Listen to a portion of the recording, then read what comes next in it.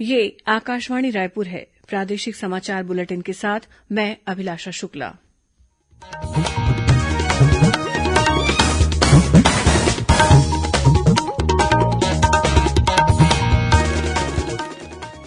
और अब पेश है आज के मुख्य समाचार। प्रधानमंत्री नरेंद्र मोदी ने कहा कि देश अब कोविड महामारी से निपटने के लिए बेहतर स्थिति में। बुद्ध पूर्णिमा के अवसर पर वर्चुअल वैशाख वैश्विक समारोह को संबोधित किया। कोरोना संक्रमण की स्थिति में सुधार के साथ ही राज्य के कई इलाकों में लॉकडाउन में रियायतें देते हुए व्यावसायिक प्रतिष्ठानों को खोलने की अनुमति दी गई। मुख्यमंत्री ने प्रदेश में कोरोना संक्रमण की वर्तमान स्थिति को लेकर कहा कि अभी भी बचाव के लिए सावधानी बरतने की जरूरत, लोगों से कोविड अनुकूल व्यवहार का पालन करने की अपील की। और मुख्यमंत्री ने दुर्ग जिले के लिए 118 करोड़ रुपए के विकास कार्यों का वर्चुअल रूप से लोकार्पण और भूमि पूजन किया।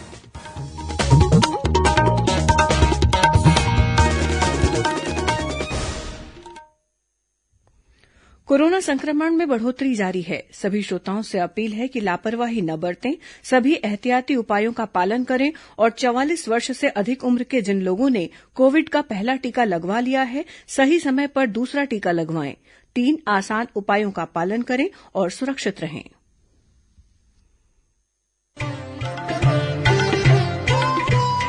कोविड-19 से बचाव और सुरक्षित रहने के 3 उपाय।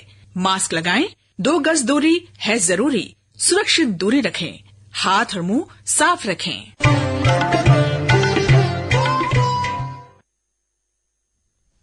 अब समाचार विस्तार से। प्रधानमंत्री नरेंद्र मोदी ने कहा है कि भारत अब कोविड-19 महामारी से निपटने के लिए बेहतर स्थिति में है। राष्ट्र ने पिछले महीनों में इस महामारी से निपटने में बेहतर समझ और कार्यनीति विकसित की है। आज बुद्ध पूर्णिमा के अवसर पर वर्चुअल बैसाख वैश्विक समारोह को संबोधित करते हुए श्री मोदी ने कहा कि देश के पास अब वैक्सीन है, जो लोगों का जीवन बचाने और महामारी को परास्त करने में महत्वपूर्ण है। कोविड वैक्सीन बनाने में वैज्ञानिकों के प्रयासों की सराहना करते हुए उन्होंने अग्रिम पंक्ति के योद्धाओं के प्रति कृतज्ञता व्यक्त की। प्रधानमंत्री ने महामारी के दौरान अपने प्रियजनों को गंवाने वाले परिवारों के प्रति संवेदना व्यक्त की। श्री मोदी ने कहा कि इस महामारी से पैदा हुआ आर्थिक संकट बहुत बड़ा है और कोविड-19 के बाद धरती पहले जैसी नहीं रहेगी। प्रधानमंत्री ने कहा कि गौतम बुद्ध का जीवन शांति, सद्भाव और सह अस्तित्व के सिद्धांतों का मूर्त रूप था, लेकिन आज ऐसी ताकतें मौजूद हैं जिनका अस्तित्व घृणा, आतंक और हिंसा फैलाने पर निर्भर है। उन्होंने कहा कि मानवता में विश्वास रखने वाले सभी लोगों को एकजुट होकर आतंकवाद और उग्रवाद का सामना करना चाहिए। केंद्र सरकार ने देश में टीकाकरण की गति तेज करने पर बल दिया है। केंद्रीय स्वास्थ्य मंत्रालय ने राज्यों और केंद्रशासित प्रदेशों से टीकाकरण बढ़ाने के लिए कोविन प्लेटफॉर्म पर उपलब्ध व्यवस्थाओं का पूरा उपयोग करने को कहा। स्वास्थ्य मंत्रालय ने बताया कि छत्तीसगढ़, झारखंड, तमिलनाडु, जम्मू कश्मीर और मध्य प्रदेश में टीके की बर्बादी अन्य राज्यों की तुलना में अधिक है। इस बीच छत्तीसगढ़ में कोरोना टीकाकरण का कार्य जोरशोर से जारी है। 45 वर्ष से अधिक उम्र के नागरिकों के टीकाकरण के मामले में छत्तीसगढ़ देश में 6वें स्थान पर और स्वास्थ्यकर्मियों के टीकाकरण में देश में 3रे स्थान पर है। प्रदेश में अब तक 69,35,000 से ज्यादा लोगों को कोरोना का टीका लगाया जा चुका है। वहीं राज्य में कल तक 18 से 44 वर्ष आयु वर्ग के 7,51,000 से अधिक लोगों को टीका लगाया जा चुका। कोरोना संक्रमण के मामलों में कमी के बाद रायपुर जिले में सभी प्रकार की स्थायी और अस्थायी दुकानें, shopping mall, super market, showroom, शराब दुकानें, ब्यूटी पार्लर, सैलून और जिम शाम 6 बजे तक खुले रहेंगे। रायपुर जिला कलेक्टर ने जिले में लॉकडाउन के कारण पूर्व में लागू प्रतिबंधों को शिथिल करने संबंधी आदेश जारी किया है। अनलॉक के दौरान अनुमति प्राप्त सभी परीक्षाओं को छोड़कर कोचिंग संस्थान और अन्य सभी शैक्षणिक गतिविधियां बंद रहेंगी। वहीं दुर्ग, महासमुंद, कोरबा और मुंगेली जिले को भी अनलॉक कर दिया गया है। व्यापारियों को सुबह 6 बजे से शाम 6 बजे तक व्यवसाय करने की अनुमति होगी। शाम 6 बजे के बाद नाइट कर्फ्यू लागू होगा। उधर कोंडागांव जिले में भी आज से सभी व्यावसायिक प्रतिष्ठान शाम 6 बजे तक खुले रहेंगे, लेकिन होटल से केवल टेक अवे की सुविधा उपलब्ध होगी। वहीं कोरिया जिले में दुकानें, मॉल और शोरूम सुबह 6 बजे से दोपहर 2 बजे तक खुलेंगे। होटल और रेस्टोरेंट से पार्सल सुविधा सुबह 6 से रात 8 बजे तक की जा सकेगी। वहीं राजनांदगांव जिले में आज से सुबह 6 बजे से शाम 5 बजे तक बाजार खोले जा सकेंगे। इसके तहत प्रशासन ने ठेला, गुमटी और पान ठेला के व्यवसायियों को भी राहत दी है, लेकिन इन्हें पार्सल सुविधा देनी होगी। इसके साथ ही जिला प्रशासन ने कृषि उपज मंडी को सशर्त खोलने की अनुमति भी दी है। इससे किसानों को राहत तो मिली है और वे अपनी उपज बेचने के लिए पहुंच रहे हैं। कृषि उपज मंडी के मुख्य द्वार पर ही किसानों के लिए कोरोना जांच की सुविधा शुरू की गई है। प्रदेश के सभी जिलों में रविवार को संपूर्ण लॉकडाउन रहेगा। इस बीच मुख्यमंत्री भूपेश बघेल ने प्रदेश में कोरोना संक्रमण की वर्तमान स्थिति को लेकर कहा है कि इससे बचाव के लिए अभी भी हमें सतर्क रहने और सावधानी बरतने की जरूरत है। उन्होंने कहा कि संक्रमण की दूसरी लहर का प्रकोप कम हुआ है, लेकिन ये अभी पूरी तरह से खत्म नहीं हुआ है। उन्होंने लोगों से अपील की है कि वे कोरोना व्यवहार का पालन करें। साथ ही मुख्यमंत्री ने लोगों से कोरोना संक्रमण से बचाव के लिए टीका लगवाने की भी अपील की है। आज मैं आप सबसे सहयोग की विनम्र अपील करना चाहता हूं। यह समय सतर्क रहकर अपनी जिम्मेदारियां वहन करने का है। हम धीरे धीरे लॉकडाउन की स्थिति से बाहर निकलकर पहले की भांति सामान्य काम काज की ओर लौट रहे हैं। यह समय सबसे अधिक सावधानी रखने का है। इस समय हमें बिल्कुल भी लापरवाही नहीं करना है। हमें अपने परिवार की और अपने राज्य के निवासियों की सुरक्षा का पूरा ध्यान रखना है। आप आवश्यक होने पर ही घर से बाहर निकलें। घर से बाहर निकलते समय हमेशा मास्क पहने और लोगों से एक निश्चित दूरी बनाए रखें। हाथों को बार बार साबुन से या सैनिटाइजर के उपयोग से साफ करते रहें। कोरोना से सुरक्षित रहने और खुद को और अपने परिवार के भविष्य को मुश्किलों से बचाने के लिए हमारा एकमात्र सहारा है वैक्सीन या टीकाकरण। हम सबको इसे लगवाना है। टीका लगवाने से कोई खतरा नहीं है, बल्कि यह आपको भविष्य में होने वाले खतरे से बचाएगा। इस समय कोरोना से बचाव के लिए हमारे पास टीका ही एकमात्र हथियार है। प्रदेश में इन दिनों कोरोना संक्रमण के मामलों में लगातार गिरावट दर्ज की जा रही है। राज्य में पॉजिटिविटी दर घटकर 5.64% रह गई है। पिछले 2 महीनों के दौरान ये संक्रमण की सबसे कम दर है। राज्य के 28 में से 25 जिलों में संक्रमण की दर 2 से 8% के बीच है। वहीं राज्य में कोरोना जांच की संख्या भी बढ़ा दी गई है। बीते 24 मई को एक ही दिन में रिकॉर्ड 74,500 से अधिक नमूनों की जांच की गई। मार्च की तुलना में मई महीने में रोजाना दोगुने से भी अधिक नमूनों की जांच की जा रही है। इस बीच राज्य में कल कोरोना संक्रमण के 3,500 नए मामले सामने आए। वर्तमान में 56,000 से ज्यादा मरीजों का इलाज विभिन्न अस्पतालों या होम आइसोलेशन में चल रहा है। प्रदेश में कल कोरोना संक्रमण से 77 लोगों की मौत हुई है। मुख्यमंत्री भूपेश बघेल ने अपने रायपुर स्थित निवास कार्यालय में आयोजित वर्चुअल कार्यक्रम में नवा रायपुर के सेक्टर 36 में नवनिर्मित वेदांता केयर फील्ड अस्पताल का लोकार्पण किया। 100 बिस्तरों वाले इस अस्पताल में 90 बिस्तर ऑक्सीजन सुविधा वाले हैं, वहीं 10 बिस्तरों में वेंटिलेटर की व्यवस्था है। मेदांता समूह छत्तीसगढ़ सहित देश के 10 अन्य शहरों में भी अत्याधुनिक कोविड फील्ड अस्पतालों का निर्माण कर रहा है। आज रायपुर में आयोजित कार्यक्रम में वन मंत्री मोहम्मद अकबर और नगरीय प्रशासन मंत्री डॉक्टर शिवकुमार डहरिया के साथ कई अन्य मंत्री और जनप्रतिनिधि उपस्थित थे। वहीं दुर्ग जिले में कोरोना लक्षणों वाले मरीजों की पहचान के लिए आज से शिविर लगाए जा रहे हैं। जिले के 15 केन्द्रों में ऐसे मरीजों की जांच की जाएगी। प्रादेशिक समाचार आप आकाशवाणी रायपुर से सुन रहे हैं। छत्तीसगढ़ की खबरों से है आपका वास्ता और खबरों की विश्वसनीयता से है हमारा वास्ता। आकाशवाणी समाचार रायपुर के प्रादेशिक समाचार बुलेटिन के साथ ही हमारे समसामयिक कार्यक्रम आप रेडियो के अलावा अपने मोबाइल पर भी सुन सकते हैं। आकाशवाणी समाचार फेसबुक, ट्विटर और यूट्यूब पर भी उपलब्ध है। हमारा Facebook page Chhattisgarh news on AIR, Twitter handle CGAIR news और हमारा यूट्यूब चैनल है छत्तीसगढ़ AIR न्यूज। तो अब रेडियो के साथ ही आपके मोबाइल के जरिए भी हम पहुंच रहे हैं आप तक। छत्तीसगढ़ की हर खबर के लिए सुनते रहिए आकाशवाणी समाचार।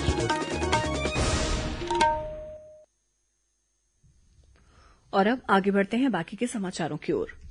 प्रदेश में कोरोना संक्रमण के दौरान जरूरतमंदों को मदद पहुंचाने में शासकीय विभाग और सामाजिक संस्थाओं के साथ साथ आम लोग भी सामने आ रहे हैं।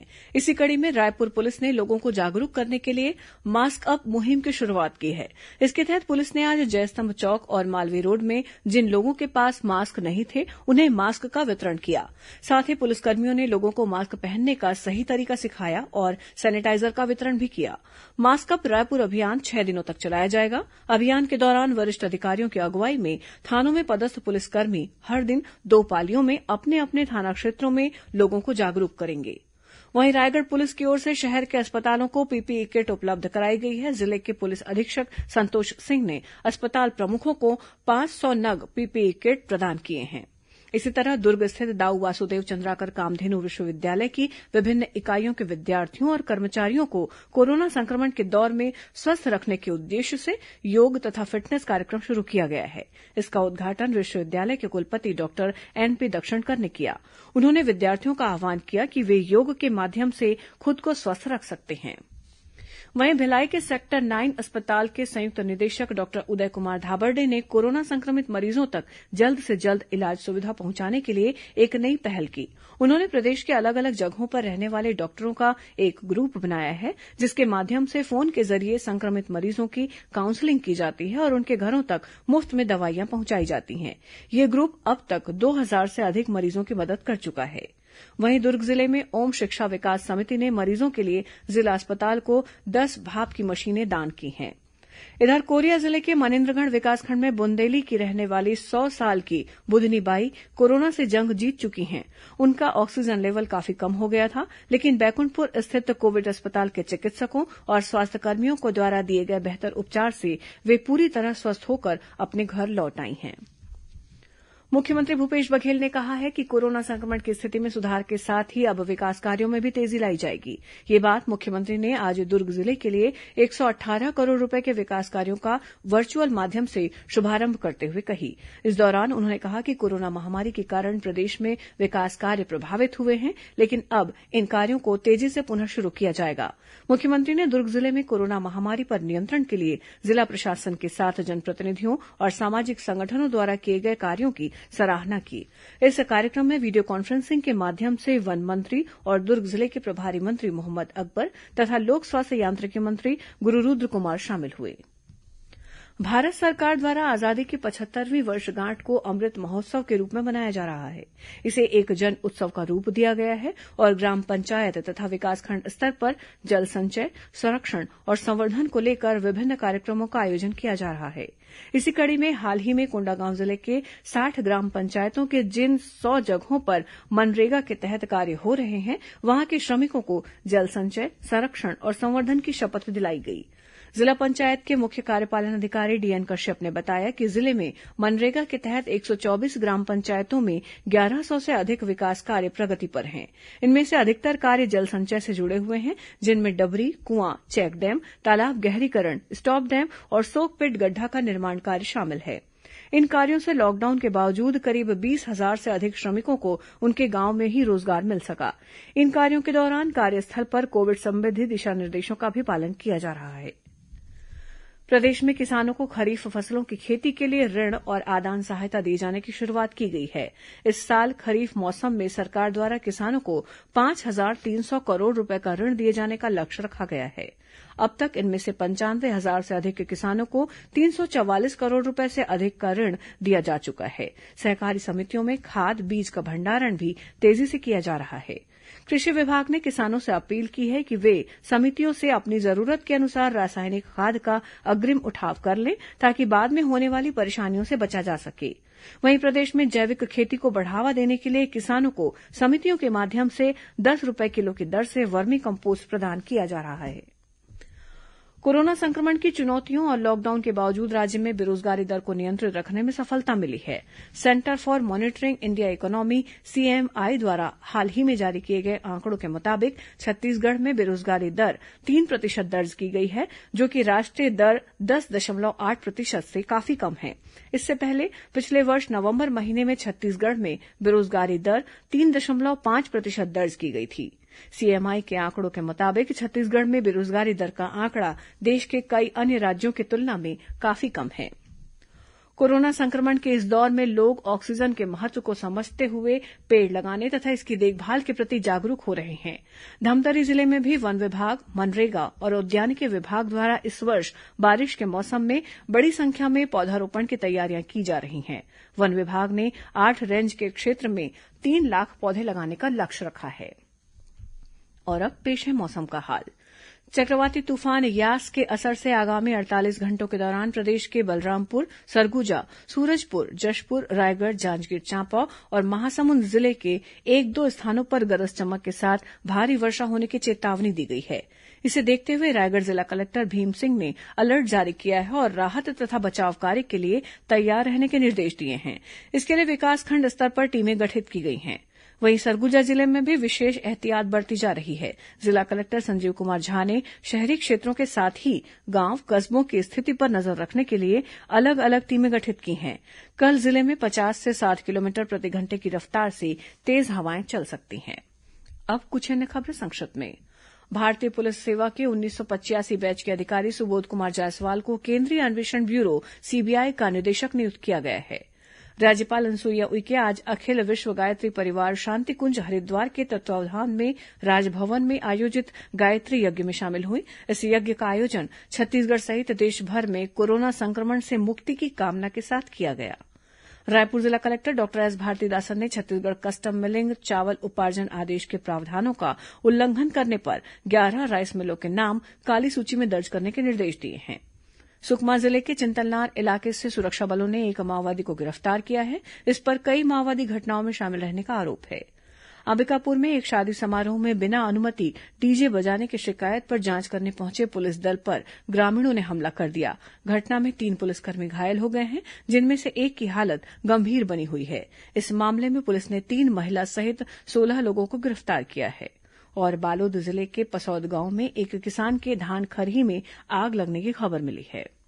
अंत में मुख्य समाचार एक बार फिर। प्रधानमंत्री नरेंद्र मोदी ने कहा कि देश अब कोविड महामारी से निपटने के लिए बेहतर स्थिति में। बुद्ध पूर्णिमा के अवसर पर वर्चुअल बैसाख वैश्विक समारोह को संबोधित किया। कोरोना संक्रमण की स्थिति में सुधार के साथ ही राज्य के कई इलाकों में लॉकडाउन में रियायतें देते हुए व्यावसायिक प्रतिष्ठानों को खोलने की अनुमति दी गई। मुख्यमंत्री ने प्रदेश में कोरोना संक्रमण की वर्तमान स्थिति को लेकर कहा कि अभी भी बचाव के लिए सावधानी बरतने की जरूरत, लोगों से कोविड अनुकूल व्यवहार का पालन करने की अपील की। और मुख्यमंत्री ने दुर्ग जिले के लिए 118 करोड़ रुपए के विकास कार्यों का वर्चुअल रूप से लोकार्पण और भूमि पूजन किया। इसी के साथ प्रादेशिक समाचार बुलेटिन समाप्त हुआ। नमस्कार।